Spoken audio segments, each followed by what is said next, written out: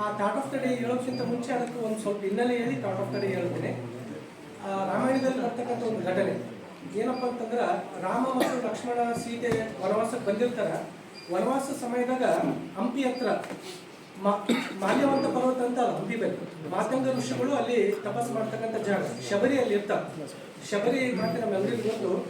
ಶಬರಿ ಮಾತಂಗ ಋಷಿಗಳ ಬಳಿ ಇರ್ತಾಳ. ಆಕೆ ತಪಸ್ಸು ಮಾಡಿ ಆಕೆನೂ ಕೂಡ ಅವರ ಶಿಷ್ಯಳಾಗಿರ್ತಾಳ. ನಾನು ಸಾಯೋದ್ರೊಳಗಡೆ ಒಮ್ಮೆ ರಾಮನನ್ನ ನೋಡ್ಲೇಬೇಕಂತೇಳಿ ಆಕೆ ಏನಪ್ಪಾ ಅಂತಂದ್ರೆ ಇಚ್ಛೆಯನ್ನ ವ್ಯಕ್ತಪಡಿಸ್ತಾಳೆ ಮಾತಂಗ ಋಷಿಗಳಲ್ಲಿ. ಮಾತಂಗ ಋಷಿಗಳು ಅದಕ್ಕೇನಂತ ಹೇಳ್ತಾರ, ನೀ ಏನೋ ನಂಬಿಕೆಯನ್ನು ಬಿಡಬೇಡ, ಶ್ರೀರಾಮ ಖಂಡಿತ ನಿನಗೆ ಸಾಯೋದ್ರೊಳಗಡೆ ಒಂದು ಸತ್ಯ ದರ್ಶನ ಕೊಟ್ಟೇ ಕೊಡ್ತಾರ, ನಿನ್ನ ಮೇಲೆ ಸ್ವಲ್ಪ ನಂಬಿಕೆ ಇರಲಿ ಅಂತ ಹೇಳ್ತಾರೆ. ಹೇಳಿ ಸ್ವಲ್ಪ ದಿನಗಳ ಕಾಲ ಅಲ್ಲೇ ತಪಸ್ಸನ್ನು ಆಚರಣೆ ಮಾಡಿ ಅವ್ರೇನಪ್ಪ ಅಂತಂದ್ರೆ ಬೇರೆ ಲೋಕಗಳಿಗೆ ನಾನು ಸಂಚಾರ ಹೋಗ್ತೀನಿ ಅಂತೇಳಿ ಶಬರಿಗೆ ಆಶ್ರಮದ ಒಂದು ಹೊಣೆಯನ್ನು ಒರೆಸಿ ಹೋಗ್ತಾರೆ. ನೀ ಇಲ್ಲೇ ರಾಮ ಬರ್ತಾನೆ, ಸ್ವಲ್ಪ ದಿವಸ ನೀನು ಕಾಯಿ ಅಂತೇಳಿ ಹೋಗ್ತಾರ.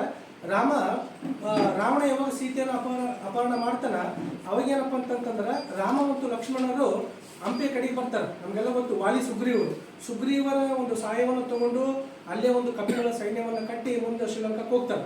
ಆ ಸಮಯದಾಗ ಏನಪ್ಪ ಅಂತಂತಂದ್ರೆ ಅವರು ಒಂದು ದಿವಸ ತಂಗ್ಲಕ್ಕ ನಡೆದು ಟೈರ್ಡ್ ಆಗಿರ್ತದ. ಹಂಪಿ ಬಲ್ಲಿ ಇರ್ತಕ್ಕಂಥ ಮಾಲ್ಯವಂತ ಪರ್ವತಕ್ಕೆ ಬರ್ತಾರೆ.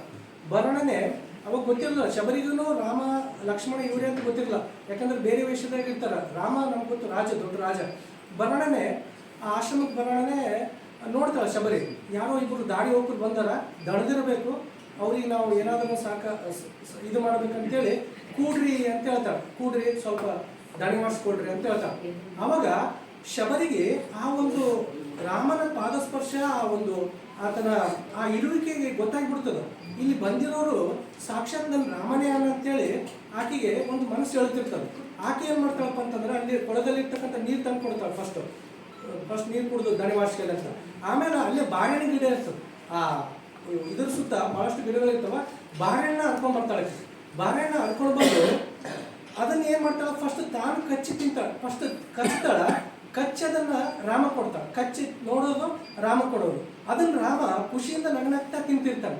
ಲಕ್ಷ್ಮಣನಿಗೆ ಗಾಬರಿ ಆಗ್ತದ, ಅಣ್ಣ ನೀನು ದೊಡ್ಡ ರಾಜ, ಅಯೋಧ್ಯೆಯ ರಾಜ, ನೀನು ಯಾರೋ ಒಬ್ಬಕ್ಕೆ ಮುದುಕಿ ಕೊಟ್ಟರೆ ಎಂಜಲ್ ತಿನ್ನಕತ್ತಿದ್ದಲ್ಲ ನೀನಂತ ಲಕ್ಷ್ಮಣ ರಾಮ ಕೇಳ್ತಾನೆ. ಅದಕ್ಕೆ ರಾಮ ಒಂದು ಅದ್ಭುತವಾದ ಉತ್ತರ ಕೊಡ್ತಾನೆ. ಲಕ್ಷ್ಮಣ, ನೀನು ನೋಡ್ತಾ ಇರೋದು ಬರೀ ಎಂಜಲ್ ನೋಡ್ತಾ ಇದೀಯಾ, ಅದರಿಂದ ಒಂದು ಪ್ರೀತಿಯ ಪರಾಕಾಷ್ಠೆ ಅದ, ಭಕ್ತಿಯ ಪರಾಕಾಷ್ಠೆ ಅದ.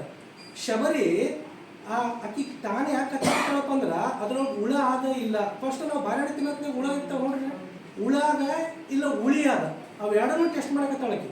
ಹುಳಿ ಮತ್ತು ಹುಳ ಇತ್ತು ಸೈಡಿಗೆ ಹಾಕಕತ್ತಾಳ. ಯಾವುದು ಸಿಹಿಯಾದ ಹಣ್ಣಾದ ಅದನ್ನು ಮಾತ್ರ ನಮಗೆ ಕೊಡಕತ್ತಾಳ. ಅಲ್ಲಿ ಕಾಣ್ತಾ ಇರೋದು ಪ್ರೀತಿ ಮಾತ್ರ, ಅಲ್ಲಿರೋದು ಪ್ಯೂರ್ ಪ್ರೀತಿ, ಒಂದು ಒಳ್ಳೆಯ ಭಾವ. ಬಸವಣ್ಣನವರು ಒಂದು ಕಡೆಗೆ ಹೇಳ್ತಾರೆ, ಭಕ್ತಿಗಿಂತ ಭಾವ ದೊಡ್ಡದಂತ. ಆಕೆಯ ಬಳಿ ಸದ್ಭಾವನೆ ಅದ, ಅದರಿಂದ ಆಕೆ ಕೊಡಕತ್ತಾಳ. ಹಿಂಗಾಗಿ ನಾವು ಪ್ರೀತಿಯಿಂದನೇ ಅದನ್ನು ಖುಷಿಯಾಗಿ ತಿಂತಾ ಇದ್ದೀನಿ, ನನಗೆ ಎಂಜಲ್ ಅಂತ ಯಾವ್ದು ಅನ್ಸಿಲ್ಲಪ್ಪ, ಆಕೆ ತಾಯಿ ಸಮಾನ ನನಗೆ ಅಂತೇಳಿ ನಮಸ್ಕಾರ, ಕೃತಜ್ಞತಾ ಭಾವದಿಂದ ರಾಮ ಆಕೆಗೆ ನಮಸ್ಕಾರಗಳನ್ನು ಸಲ್ಲಿಸ್ತಾನೆ. ಶಬರಿಗೆ ಗೊತ್ತಾಗ್ತದ, ನಮಸ್ಕಾರ ಮಾಡಿ ಕೈ ಟಚ್ ಮಾಡೋಣ ಆಕೆಗೆ ಒಂದು ಫೀಲ್ ಬಂದ್ಬಿಡ್ತದೆ. ರಾಮ ಬಂದ, ಈತನೇ ನನ್ನ ರಾಮ ಅಂತೇಳಿ ರಾಮ್ಗೆ ಅದು ಮಾಡ್ತಾಳೆ, ತಪ್ಕೋತಾಳೆ. ರಾಮ ಹೇಳ್ತಾನೆ, ಇಷ್ಟು ದಿವಸ ನೀನು ನನಗೋಸ್ಕರ ಕಾದಿದ್ದಿ, ನಿನಗೆ ಖಂಡಿತ ಮುಕ್ತಿ ಆದಂತೇಳಿ ರಾಮ ಏನು ಮಾಡ್ತಾನಪ್ಪ ಅಂದ್ರೆ ಅಲ್ಲಿ ಒಂದು ವರವನ್ನು ಕೊಟ್ಟು ಅವರು ಮತ್ತೆ ಮುಂದೆ ಪಯಣವನ್ನು ಬೆಳೆಸ್ತಾರೆ. ಇದು ಒಂದು ಹಿನ್ನೆಲೆ. ಮತ್ತೇನು, ನಾವು ಕೃತಜ್ಞ ನಮ್ಮ ಕ್ರಿಯೇಟರ್ಗೆ, ನಮ್ಮನ್ನೇನು ಸೃಷ್ಟಿ ಮಾಡಿರ್ತಕ್ಕಂಥ ಸೃಷ್ಟಿಕರ್ತನಿಗೆ ನಾವು ಎಷ್ಟು ಕೃತಜ್ಞರಾಗಿರಬೇಕು. ಹೌದಾ? ಬಾಡಿದಾಗ 70% ನೀರಾದ ನವರಂಧ್ರಗಳಿಟ್ಟಾನೆ ದೇವರು. ಆ ನವರಂಧ್ರಗಳಿಂದ ಒಂದು ಹನಿನೂ ಕೂಡ ಹೋಗಲ್ಲ. ನಮ್ಮದು ಬಾಡಿ ಅಂತಂದ್ರೆ ವಾಟರ್ ಬಾಟಲ್ ಇದ್ದಂಗೆ. ಮತ್ತು 70% ನೀರಾದ ನವರಂಧ್ರಗಳಿದ್ರೂ ಕೂಡ ಸ್ವಲ್ಪ ಹೆಚ್ಚು ಕಡಿಮೆ ನೀರು ಕೂಡ ನಮ್ಗೆ ಹೊರಗೆ ಬರೋದಿಲ್ಲ. ಆ ಟೈಪ್ ಡಿಸೈನ್ ಮಾಡ್ಯಾರ ಬಾಡಿ. ಒಂದು ಪಂಪ್ ಇಟ್ಟನ, ಅದು ರೆಸ್ಟ್ಲೆಸ್ ಆರ್ಗನ್, ಹುಟ್ಟಿನಿಂದ ಸಾಯತನ ಬಡಿತಾನೆ ಇರ್ತದ, ರಕ್ತವನ್ನು ಪಂಪ್ ಮಾಡ್ತಾನೆ ಇರ್ತದ ಹೃದಯ, ಅಂತ ಒಂದು ಆರ್ಗನ್ ಕೊಟ್ಟಾನೆ. ಹೌದಾ? ನಾವು ಮೆಗಾ ಪಿಕ್ಸೆಲ್ಗಳ ಬಗ್ಗೆ ಮಾತಾಡ್ತೀವಿ, ಸೋನಿ ಲೆನ್ಸ್ ಭಾರಿ ಇರ್ತದ್ರಿ, ಅದ್ರದ್ದು ಭಾರಿ ಇರ್ತದ್ರಿ ಅಂತ. ನಮ್ಮ ಕಣ್ಣುಗಳಂತ ಮೆಗಾ ಪಿಕ್ಸೆಲ್ ಇಂದು ಬಂದಿಲ್ಲ, ಮುಂದೆ ಬರೋದಿಲ್ಲ ಅಂತ ಒಂದು ಆರ್ಗನ್ನ ಸೃಷ್ಟಿಕರ್ತ ನಮಗೆ ಕೊಟ್ಟಾನೆ. ಹೌದಾ? ಟಂಗ್, ನಾವು ಬೇರೆ ಬೇರೆ ಜಗತ್ತಿನ ಯಾವುದೇ ಪ್ರಯೋಗಾಲಯದಾಗ ಹೋಗ್ರಿ, ಕೆಲವೇ ನಿರ್ದಿಷ್ಟ ಏನಪ್ಪ ಅಂದ್ರೆ ಟೇಸ್ಟ್ಗಳನ್ನು ಟೆಸ್ಟ್ ಮಾಡ್ತಾರೆ. ಬಟ್ ನಮ್ಮ ನಾಲಿಗೆ ಅಂತಕ್ಕಂಥದ್ದು ಎಂಥ ಆರ್ಗನಪ್ಪ ಅಂತಂದ್ರೆ ಲಕ್ಷಾಂತರ ಟೇಸ್ಟ್ ಬಡ್ಸ್ಗಳನ್ನು ನಮ್ಮ ನಾಲಿಗೆ ಟೇಸ್ಟ್ ಮಾಡ್ತಾರೆ. ಅಂಥ ಒಂದು ಆರ್ಗನ್ನ ದೇವ್ರು ನಮ್ಗೆ ಕೊಟ್ಟಾರೆ. ಹೌದಾ? ನೆಕ್ಸ್ಟು, ಒಂದು ಡಿವೈಸು, ಒಂದು ಇನ್ಸ್ಟ್ರೂಮೆಂಟ್, ಮ್ಯೂಸಿಕಲ್ ಇನ್ಸ್ಟ್ರೂಮೆಂಟ್ನಿಂದ ಒಂದೇ ವಾದ್ಯವನ್ನು ನಾವು ನುಡಿಸ್ಬೋದು. ಆದ್ರೆ ನಮ್ಮ ವೋಕಲ್ ಕಾರ್ಡ್ ಧ್ವನಿ ಪೆಟ್ಟಿಗೆ ಅಂತಕ್ಕಂಥದ್ದು ಎಂಥದಪ್ಪ ಅಂದ್ರೆ ಸಾವಿರಾರು ವೇರಿಯೇಷನ್ಸ್ಗಳನ್ನು ನಾವು ಮಾಡ್ತೀವಿ ಧ್ವನಿ ಪೆಟ್ಟಿಗೆ ಅಂತ ಒಂದು ಆರ್ಗನ್ನ ದೇವರು ನಮ್ಗೆ ಕೊಟ್ಟಾನೆ. ಹೌದಾ? ಅಂತ ಭಗವಂತನಿಗೆ ನಾವೆಂಗೆ ಕೃತಜ್ಞತೆಗಳನ್ನು ಸಲ್ಲಿಸಬೇಕು? ಭಕ್ತಿ ಮಾಡ್ತೀವಿ, ಅದು ಸರಿನೇ. ಭಕ್ತಿ ಮಾಡ್ತೀವಿ, ನಮಸ್ಕಾರ ಮಾಡ್ತೀವಿ, ದಾನ, ಅದು ಒಂದು ಸರಿ ಭಕ್ತಿ ಮಾರ್ಗ. ಇನ್ನೊಂದು ಮಾರ್ಗ ಯಾವುದಪ್ಪ ಅಂದ್ರೆ ಸೇವಾ ಮಾರ್ಗ. ಭಗವಂತನಿಗೆ ನಾವು ಕೃತಜ್ಞತೆ ಸಲ್ಲಿಸ್ಬೇಕಂದ್ರೆ ಸೇವೆಯನ್ನು ಮಾಡಬೇಕು. ಮರ ಯಾವತ್ತೂ ಕೂಡ ತನ್ನ ಹಣ್ಣನ್ನು ತಾನು ತಿನ್ನೋದಿಲ್ಲ, ನದಿ ಯಾವತ್ತೂ ಕೂಡ ತನ್ನ ನೀರನ್ನು ತಾನು ಕುಡಿಯೋದಿಲ್ಲ, ಹಸು ಯಾವತ್ತೂ ಕೂಡ ತನ್ನ ಹಾಲನ್ನು ತಾನು ಕುಡಿಯೋದಿಲ್ಲ. ಪರೋಪಕ್ಕಾಗಿಯೇ ಈ ದೇಹ ಅದ, ಪರೋಪಕಾರಮಿದಂ ಶರೀರಂ ಅಂತ ಹೇಳ್ತಾರೆ. ಪರೋಪಕ್ಕಾಗಿಯೇ ಈ ದೇಹ ಇರೋದು. ಬೆಸ್ಟ್ ಎಕ್ಸಸೈಸ್ ಯಾವುದ್ರಿ ಜಗತ್ತದಾಗ? ಜಗತ್ತಿನಲ್ಲೇ ಬೆಸ್ಟ್ ಎಕ್ಸಸೈಸ್ ಯಾವುದು? ಜಗತ್ತಿನ ಬೆಸ್ಟ್ ಎಕ್ಸಸೈಸ್ ಯಾವುದಪ್ಪ ಅಂತಂದ್ರೆ ನೆಲಕ್ಕೆ ಬಿದ್ದವನ್ನ ಹಿಡಿದು ಎಬ್ಸೋದು. ಅದೇ ಜಗತ್ತಿನ ಅತ್ಯಂತ ಬೆಸ್ಟ್ ಎಕ್ಸಸೈಸ್. ಯಾರು ಕಷ್ಟದಲ್ಲಿ ಅವ್ರಿಗೆ ನಾವು ಸಹಾಯ ಮಾಡದೆ, ಅದು ದೇವ್ರಿಗೆ ಮಾಡಿರ್ತಕ್ಕಂಥ, ಯಾಕಂದ್ರೆ ಆ ಕ್ರಿಯೇಚರ್ ದೇವ್ರದೇ ಅಲ್ಲ, ನಾವೆಲ್ಲ ದೇವ್ರ ಮಕ್ಕಳೇ ಅಲ್ಲ. ಆ ದೇವ್ರ ಮಕ್ಕಳಿಗೆ ಮಾಡ್ತಕ್ಕಂಥ ಸೇವೆನೇ ನಿಜವಾದ ಸೇವೆ. ಅದಕ್ಕೆ ಹೇಳ್ತಾರಲ್ಲ, ಮಾನವನ ಸೇವೆಯೇ ಮಾಧವನ ಸೇವೆ ಅಂತ.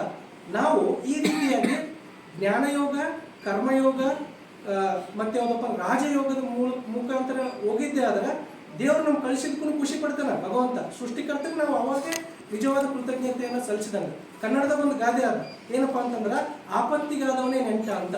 ಹೌದಾ? ಅಂದ್ರೆ ನಮ್ಮ ಆಪತ್ತಿಗೆ ಯಾರು ಬರ್ತಾರ ಅವ್ರನ್ನ ನಾವು ಇನ್ನೊಂದು ಹೇಳ್ತಾರೆ, ಏನಪ್ಪಾ ಅಂತಂದ್ರೆ ಇದು ಸುಳಿಯಲ್ಲಿ ಸಿಲ್ಕೊಂಡವರಿಗೆ ಹುಲ್ಲು ಕೂಡ ಸಹಾಯ ಮಾಡ್ತದಂತ ಆ ಒಂದು ಮೂಮೆಂಟ್ ಅದಾಗ. ಹಿಂಗಾಗಿ ದೇವರು ನಮಗೆ ಡೈರೆಕ್ಟ್ ಆಗಿ ಬರೋದಿಲ್ಲ, ಯಾವುದೋ ರೂಪದಾಗ ಬಂದಿರ್ತಾನೆ. ಅದನ್ನು ನಾವು ಮನಗಂಡು ಅದಕ್ಕೆ ಕೃತಜ್ಞತೆಯನ್ನು ಸಲ್ಲಿಸಲೇಬೇಕು. ಇದು ನಮ್ಮ ಆದ್ಯ ಕರ್ತವ್ಯ. ಒಬ್ಬ ಕವಿ ಬಹಳ ಚಂದ ಹೇಳ್ತಾನೆ, ಜಗತ್ತಿನ ಅತ್ಯಂತ ಮೊದಲ ಆದ್ಯತೆ ತುರ್ತು ಅಂತ ನಾವು ನೋಡ್ತಿರ್ತೀವಿ ನೋಡ್ರಿ, ಅತಿ ತುರ್ತು ಅಂತ ಬರೆದಿರ್ತಾರೆ.